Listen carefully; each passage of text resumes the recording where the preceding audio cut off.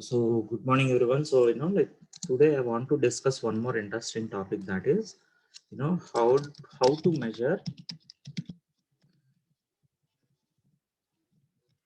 client side performance, in, with JMeter. Okay.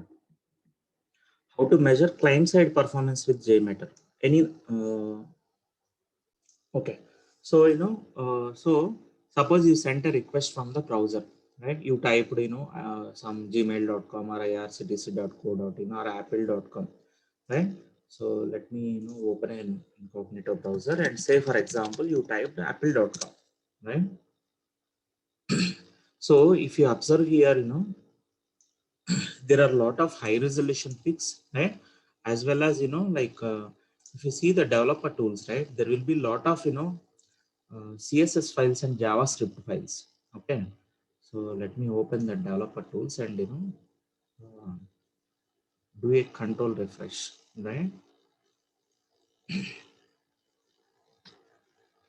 Right? So what happens when you use control refresh? Right? Otherwise, we can do refresh also. As this is incognito browser, you can use even though you refresh this page, right? It should not load from cache actually. It should not load anything from cache. It should load from it should send the request to the server and get all the components, right? Now if you observe here, so if you observe this, you have a lot of JavaScript files and CSS files. See here. Okay, let me do this thing. So you can filter the URLs. Here you have an option to filter the URL. Suppose by default, observe here, all is checked, right? All is selected. All means all the page components, right? Suppose if you select JS, right, it will load all the JavaScript files, right? So this particular home page has see how many JavaScript files it has.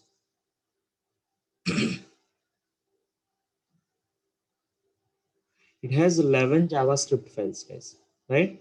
So it has 11 JavaScript files, and suppose let us see how many CSS files are there. So there are around 7. 7. There are 7 CSS files, right? So what is this CSS file? What is the purpose of this CSS files? Layout design. Yes, Designing the layouts. they define the layout of the page, right? So what is meant by defining layout? So when we have more number of these JavaScript files and CSS files in a page, right? So it will take some time to render the response in the browser. Browser will take some time to render the response in the page, right?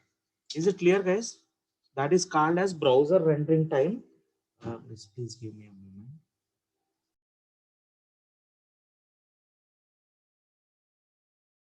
So but basically this web protocol in LoadRunner, or so in JMeter, what is the protocol that we are using, guys? For UI testing, for for web tools or JPEG store applications or AOS, what is the protocol that we use? HTTP or HTTPS? HTTPS, right? So because if you remember, we use a HTTP request sampler. You remember that, right? Yes. Okay.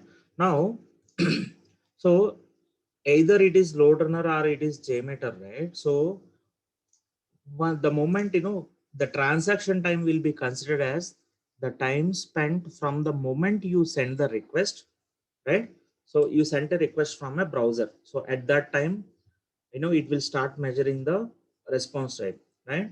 So and like it will, so and your request will go to the web server, application server, and database server, and it will come back all the way from database server. So app server will process the logic, and it will fetch the required data from database server if required, right? If required, it will establish a connection with it doesn't establish a connection, it will fetch a, what does it do to get a connection, database connection? Queries. Our resource pool. Huh? It will take from database pool. Yeah, it picks a connection from Connection the pool. connection pool. From Yeah. the connection pool. It doesn't establish a connection because establishing a database connection is time consuming operation, right? So whenever database server is started, right, it will create some connections and keep it in a pool. So whenever a user comes, right, so one connection will be database connection will be assigned to that user, and the moment he's done, the query is processed, right, that connection will be returned to the pool so that it will be available for other users, right? So once gets the data, app server gets the data from database, it will process that and it will send the response to web server, and web server sends the response back to the browser, right? Now, so while sending this response, right, so uh, once once the browser receives the once the browser receives last byte of the response, right, so the transaction will be measured till that point only, right? Your response time will be measured till that point only. Web protocol. So basically, I'm telling about web protocol. So, but it, however, it doesn't measure the browser rendering time. So it doesn't measure how much time it is taking, the browser is taking to render the response. Is it clear so far?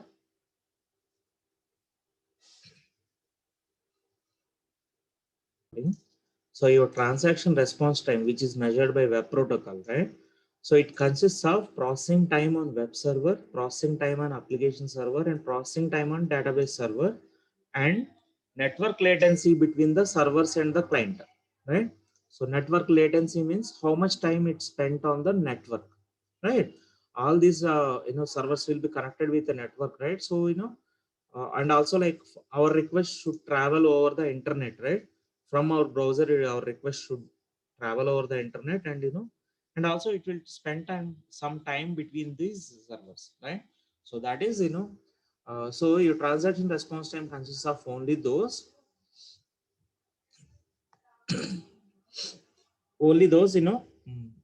processing time on web app DB server, and the response time sent on the network latency between the servers, or time spent in the network. Is it clear so far, guys? Yes. But like however, if your browser rendering time is more, right, if your page is taking more time to load, right, so that will not be measured by this web protocol, right? So to capture end user experience, to capture the real end user experience, right, we need to measure the page rendering time also. Page rendering time means time spent by the browser to render the response in the browser, right? So like in LoadRunner, we can measure that with TrueClient protocol, right? In LoadRunner provides a protocol, separate protocol for that, which is called as TrueClient protocol. Why it is called TrueClient is it will truly measure the client experience. That's why it is called as TrueClient protocol. Is it clear so far? I'll take a pause here. Now with JMeter, right? So so with JMeter, if you want to measure the if you want to measure the rendering time as well, right, if you want to measure the client side performance as well, right, so this is called as client side performance analysis, right? So if you want to measure the client side performance analysis, so we have an option called Selenium WebDriver, right? You have something called Selenium. Let me present this, and let me explain you again one more time. So basically, WebDriver sampler, there is something called WebDriver sampler in JMeter. It automates the execution and collection of performance metrics on the browser. Browser means on the client side, right? So when we have this yeah, so a large part of performance testing up to this point has been on the server side of things. So we have seen like how to monitor the server side metrics and all till now, right? So like we can use any we used the Perform plugin to monitor the server side metrics, right? Or else you can use some other third party tools, open source tools like InPlus Grafana, and there are several other ways to monitor server side metrics, right? But on the if you want to measure the client side metrics, right? So we have this, we have to go for this Selenium WebDriver, something called Selenium WebDriver. So, however, with the advancement of technology, that is, now HTML5 is the latest version, seems like, and JavaScript, JS and CSS improvements, more and more logic and behavior has been pushed to the client, right? Means there is a lot of client side processing involved nowadays. JavaScript does that client side processing, right? So, and like, so more and more logic and behavior has been pushed to the client, means several things are executed at the browser end, on the browser side itself. Okay. So this adds to the overall perceived performance of website or web app, but this metric is not available in JMeter. So by default, you don't have any way to measure that in JMeter, right? So things that add to the overall browser execution time can include client-side JavaScript execution. For example, Ajax JS templates, JavaScript templates. So so what all can add to the browser execution time is, browser execution time means once it receives the response, browser receives the response from the server, it should execute. If there is any JavaScript or anything CSS, it has to execute those JavaScript and CSS and HTML5, right? So these are all the things which are adding to the browser execution time. So the first one is client side JavaScript execution. All right. And CSS transforms, for example, 3D matrix transforms, animations, if there are any animations, right? Like you have that, CSS does that job, right? So 3D matrix transforms and animations, right?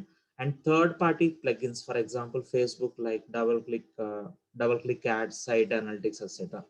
So, you need not remember everything. You just need to understand that there are a lot of JavaScript files and CSS files nowadays, with most of the websites, most of the web applications, right?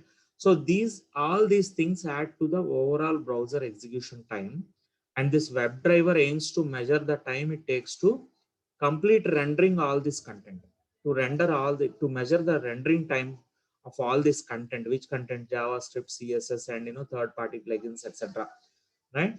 So WebDriver provides a solution for that. Is it clear so far? Yes, Kishore.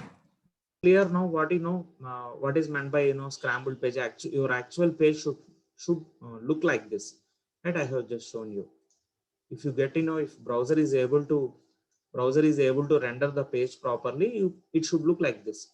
However, sometimes you see scrambled pages like this, right? So you got the response from the server, right? But it is not rendered properly, right? And like I should have one more screenshot. And scrambled page magic fix. Okay, let me show you. See, you got the response from the server, but it is not rendered. The browser is unable to render that properly because of some issues with maybe some issues with CSS files or CSS files basically here, right? So you are not seeing the proper page like this, right? So because of some issue with the CSS files, right? So right now you understood, right? Like what what happens if browser doesn't render the page properly? Yes or no? Sir. Right. Now to measure that in JMeter we have something called Selenium WebDriver. Let me go to the slide, right? And yeah, so all these things add to the overall browser execution time, and this WebDriver aims to measure the time it takes to complete rendering all this content, right? Now, so how to use this Selenium WebDriver, client side performance using WebDriver, right? So these are the steps. There are 6 steps. So the first one is you launch JMeter and add a plugin called Selenium WebDriver support, right?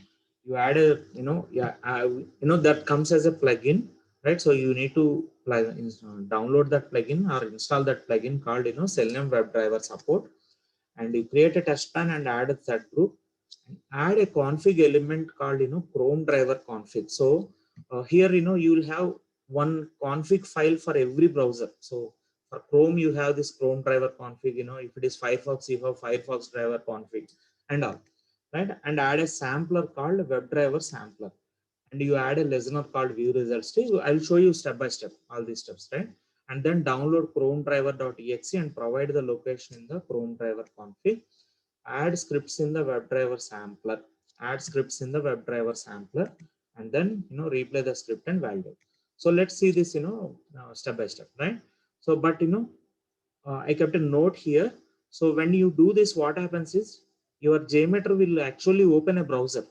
It will actually open a browser, and it will measure the time, like rendering time. It will actually open a browser. For example, if you are running a test with 100 users, right? It has to open 100 browsers and measure the response time. So it consumes. Sure, Hmm? we can go headless, right? Without browser also we can.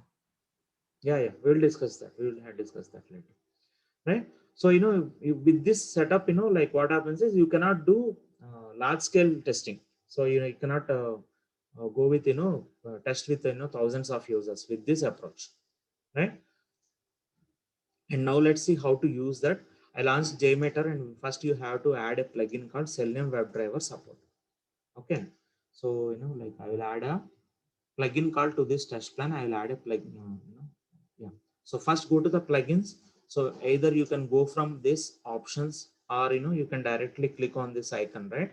This icon that you see on the top right, right? So this also launches plugin manager. So you go to available plugins, right? And like I think I already installed it. So I already installed it. So if you did not do that, can you launch JMeter and search for Selenium WebDriver Support? Everyone, I already installed it. That's why like you will not see that under available plugins, right? So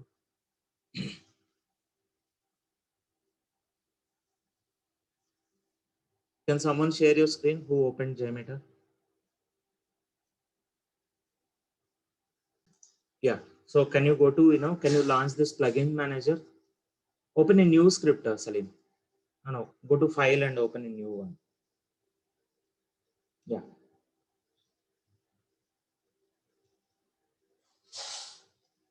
Yes. Go to available plugins and search for Selenium, or else you can you can scroll down also to find out that, right? So Selenium WebDriver Support. Yeah. Now like you can. So it is installing all the required things, right? So you can see that at the bottom, it's install library, Selenium Firefox driver, Selenium IE driver, and so on, Selenium API, and so on, right? Yeah. So apply changes and restart.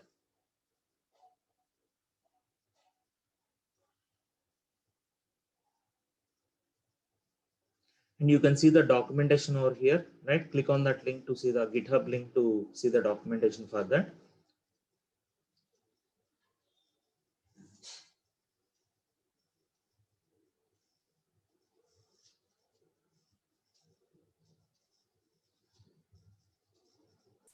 So once you configure that plugin, Selenium WebDriver Support plugin, right? So add to the test plan, add a thread group, right? And to that thread group, add, yes. Now what is the next step? Config element. Config element called Chrome driver Chrome config. drive. You will get this only after importing this, this Selenium WebDriver Support plugin, right? So again, this is developed by jmeterplugins.org. So here you can see JP. Yes. That is developed by jmeterplugins.org. So this BZM, right? That is developed by Blazemeter. Blazemeter. So let me add this Chrome driver config. Okay. So I added a Chrome driver config and also add a sampler called WebDriver sampler. So you get these two only after configuring that plugin, right? You get these two elements only after configuring that plugin. And observe here, once you add the sampler, by default there is some code here, right? There is some JavaScript code to execute. So if you observe this, let's try to understand this. WDS, what can it be? WDS. WebDriver instance. Yeah, WDS stands for WebDriver sampler. Right? Yeah. It stands for WebDriver sampler. Sir, can you zoom in, please? Yeah. Yes.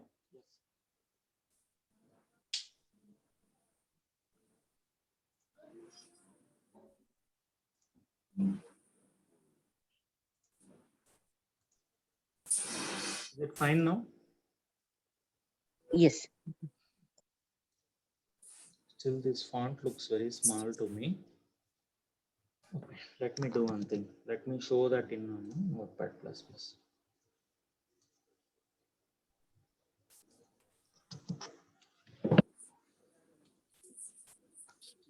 So here you can see.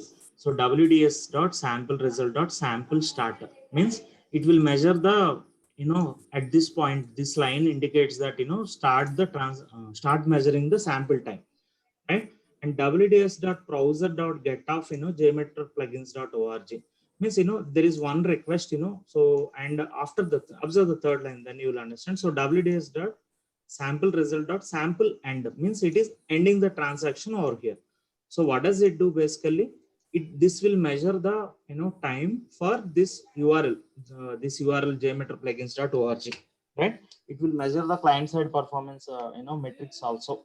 It will measure the complete response time, including browser rendering time, right? So you get this code by default in the, once you add this WebDriver sampler, right? You get this code by default.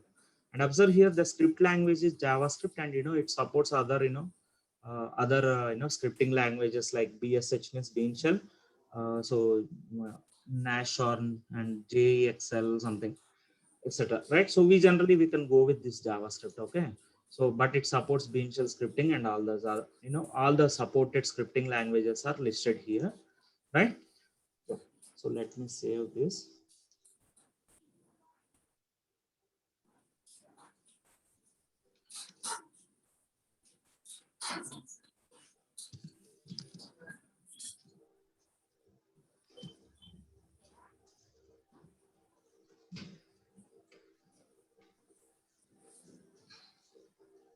Right.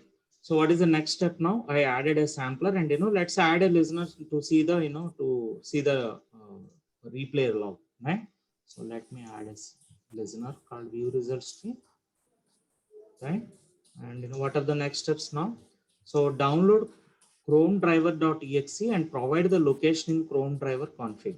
So let me show that Chrome driver config. If you see the Chrome driver config, there will be 3 tabs. The first one is proxy, the other one is Chrome, the other one is experimental. There are 3 tabs over here.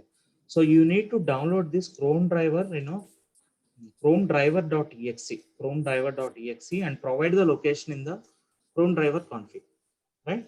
So Google for this, Chrome driver.exe. Also, I'll Google for this, download Chrome driver.exe.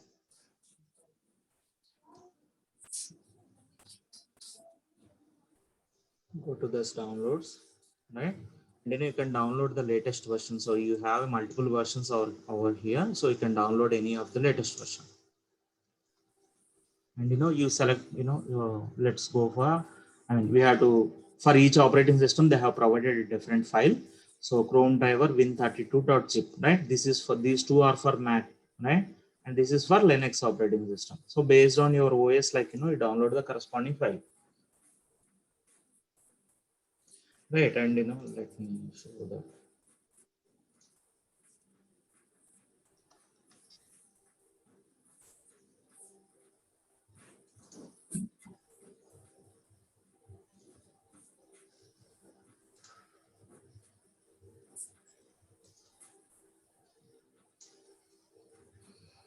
Okay, I extracted it, and provide this complete path. So provide this complete path to the, in the Chrome driver config tab, right? In Chrome driver config, go to Chrome tab, and here you see, right, path to Chrome driver, right? So you have to provide the, the complete path, including this Chrome driver.exe. I will do that. So the path, and you have to specify the file name also. Okay, just right click and rename and select the, okay.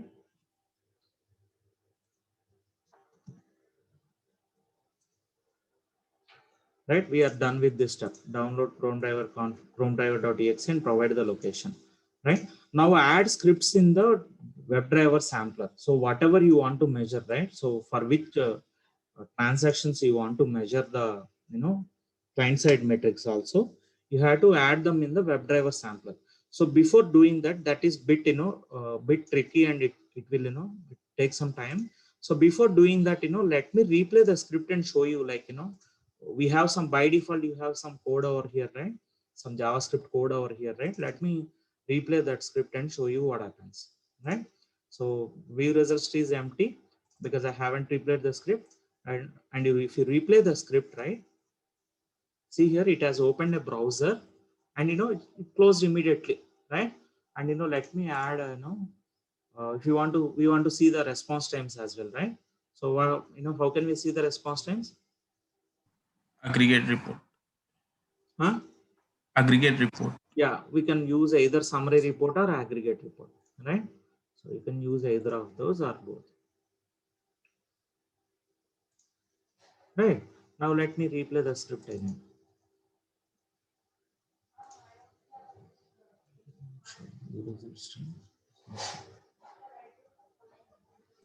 Sure, we got a console. Okay, yeah.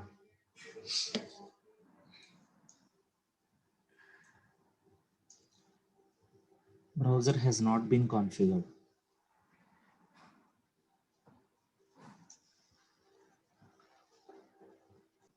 Yeah, so take care of this, see that, like what is the browser version that you are having, and, download the corresponding, the corresponding file only. So, like what went wrong previously is like, so I didn't observe this version number because I have updated it, thought like that is the latest one.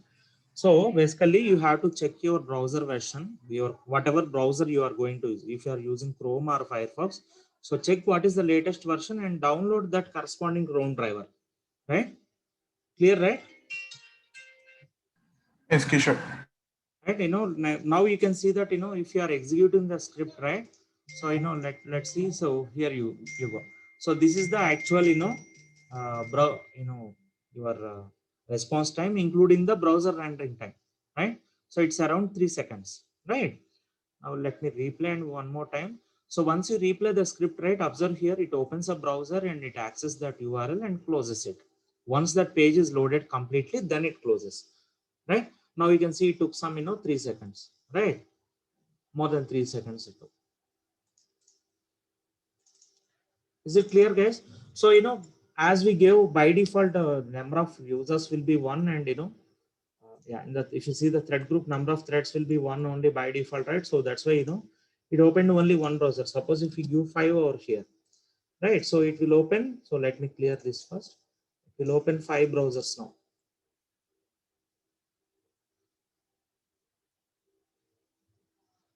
Right? You can see that 5 browsers are opened and then closed. Once it is, see, observe here, it is waiting for the page load, complete page load.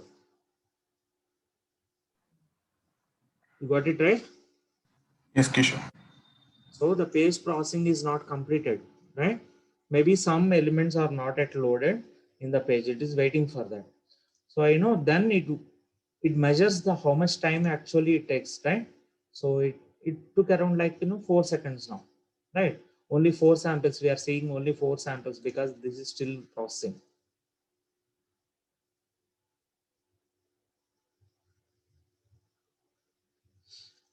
All right. So whatever, whatever URL that you want to measure, right? Or whatever application you want to measure, like you have to put it over here, right? And how about how will we capture this? Is it clear so far? Suppose if you type, google.co.in, right? So let me stop this.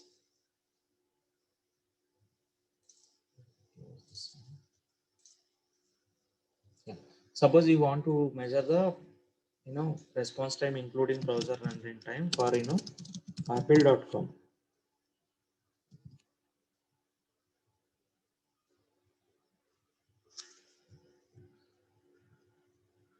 Oh, I'll change that. You got it right. So it opened 5 browsers, and you can see the aggregate response time. Okay. I didn't clear it. Sorry. So let me play it again after clearing. So I can see like it opened 5 Chrome browsers, and it will measure the actual browser rendering time. Now you can see this is the actual response time. This is the what we call that, real end user experience. It will measure the real end user experience. All right. So Kishore, this will include client side metrics plus the network latency and everything, right? Yes, the response time, normal response time that web protocol gives. Apart from that, it will measure the browser rendering time as well. Okay. All right. So far so good, right? It's simple, right? Yes, sir. Sir, no. We didn't write any single Yes, line sir. of code till here. We will write some code now.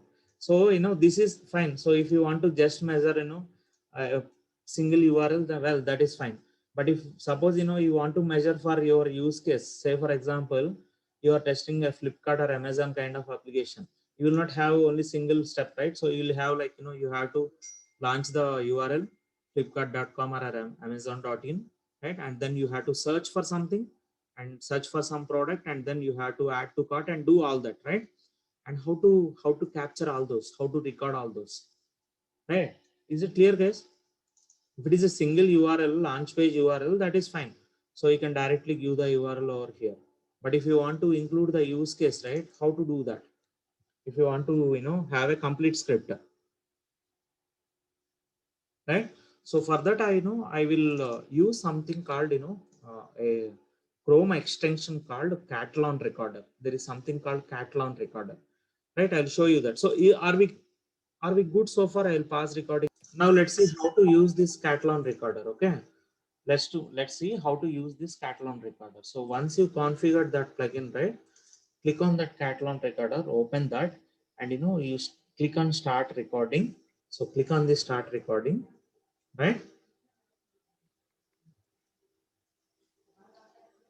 I will clear this. I'll remove this.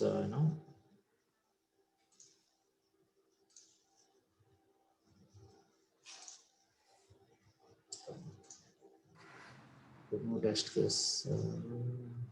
Test case. Delete my data. Yeah. So so initially it will be like this, right? So let me remove this one also. This one, I added this one previously. Okay. So it will be like this one. Initially your Catalan recorder looks like this. So you will have test suite, and and you will have options to record and stop and play and so on, right? So click on this record button, and open in new tab, and Advantage. I'm launching that URL, advantageonlineshopping.com. Let the page load completely, and then you perform all your business, all the steps in the script, right? So you can perform all the steps, whatever steps are there in the script, you can perform all that. Add to cart, checkout, right? I'll stop it here. Right now, this Catalan Recorder will record all those. See here, observe here. I'll stop recording, right? And see here, it recorded. This is the home page URL, and then ID is equal to laptops img. I clicked on laptops image, right? That's what it recorded, and ID is equal to 2. I selected one laptop whose ID is 2, right? And then I clicked on save to cart, right? Isn't it, guys? Yes, sir. I clicked on save to cart, and and then I clicked on checkout. Correct. So it recorded all the steps now, like this. So it records all the steps now. Now, if you want to add this to your script, right, click on this export, right? And there will be a drop down, select Java. So by default, Java WebDriver plus JUnit will be selected. Keep it as it is. And if you go to the steps, right, let me show you. So here it is. See here, driver dot. This is where we started, right, from Catalan Recorder. Once I started Catalan Recorder, this is what I recorded, right? HTTP advantage.com, and then laptops image, and next I clicked on second laptop, not second laptop, a laptop whose ID is 2, right? And then save to cart, and checkout pop-up, right? Copy these lines. These are required for us. We don't require the complete script, but these are required. These are enough for us, right? So I copied this. I copied those 5 lines, and closing this, right? And now go to your your WebDriver sampler, and let me comment out this. I think hash will work. Yeah, I think hash will work as a commented line. Now, so there is a difference over here, right? So here it is like wds.browser.get, right? Here it is driver.get. So you need to make some changes. You need to replace this, this driver, right? This driver with, sorry. So you need to replace Control C, search, Control F. You have to Kishore, replace you that. can change the script language to Java, right? It was in Java. Okay, let me try that. Let me save this one.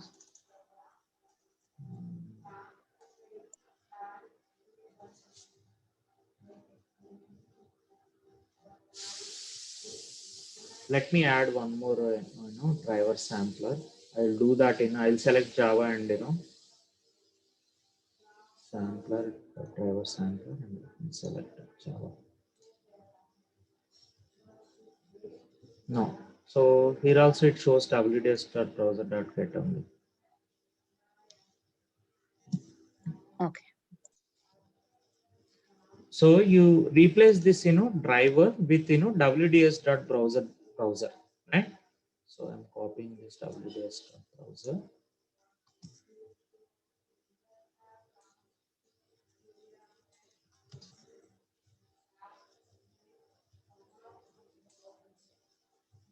Oh, did not replace. Let me do it manually. Replace this driver with WDS browser. Okay.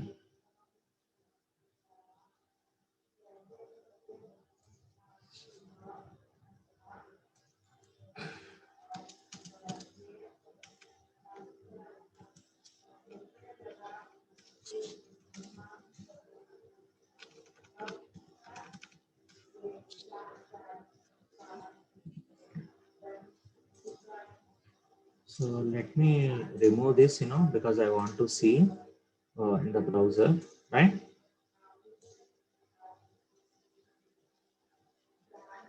Yeah. And one more thing is like find element. We have to give the class name also over here.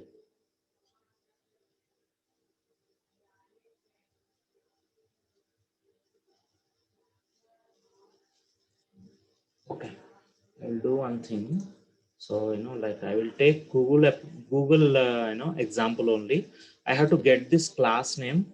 Like I have to figure out like how to get the full class name. Okay, let me try to replay this. Let's see what happens. I guess it won't work. Okay, let's see. I have commented this line. Okay.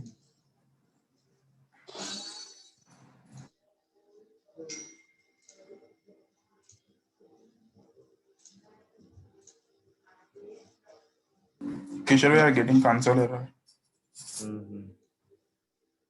Yeah, so that is because of like hold on one second. Let's see what is the issue. So token passing error, lexical error, unknown file. Yeah. So inline evaluation of sample result dot sample start wds dot browser dot get off browser dot get off.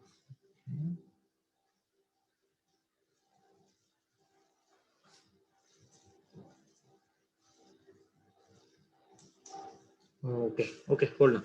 So like we will go with google.co.in only, and I can show you that like how to get the complete class name over there from there. Okay. So otherwise you can see that in the you can see that in the Catalan recorder actually. So sorry, let me open that Catalan recorder. I think I did not. Yes. So once you go to export, right? So here you can see something called this by. You have this by, right? So this is a Java class. By is a Java class, right? So here you have to give the full class name. So you have to give the full class name of this by class. So how you Okay, can import dot from their Unity. yeah. So when they are using these classes, right, they will import that packages. Actually that that by will be there in this package org.openqa.selenium dot you have to replace that. Let me give the let me copy this package name, and I have to, instead of by, right, so I have to give the full package name selenium dot by. Okay.